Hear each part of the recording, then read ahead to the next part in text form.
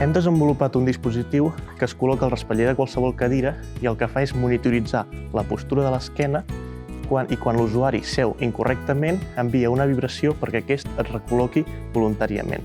Així es disminueix la probabilitat de patir mal d'esquena, sobretot amb la gent que seu durant moltes hores a la cadira. La nostra missió és afavorir les bones postures al seure per així prevenir el mal d'esquena.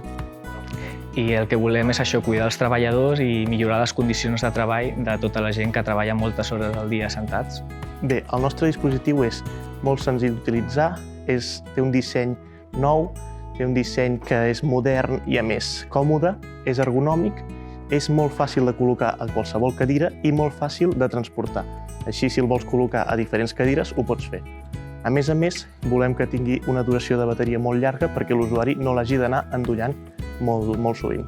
El 75% dels europeus treballen sentats tot el dia o moltes hores al dia i, a més, el 50% de la gent té mals relacionats amb el treball.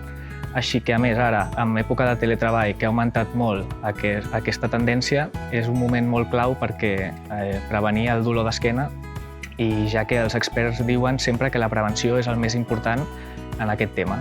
Ara mateix la tecnologia ja està provada, tenim més de 10 prototips funcionals que s'estan provant en empreses i amb gent i ara estem industrialitzant aquest producte perquè ja el puguem treure al mercat el més aviat possible. El Cinti ens ha ajudat molt, sobretot amb la part de propietat intel·lectual i ara també estem amb ells amb una col·laboració que estem millorant el disseny i passant d'un prototip funcional a un prototip que es pugui industrialitzar i treure al mercat.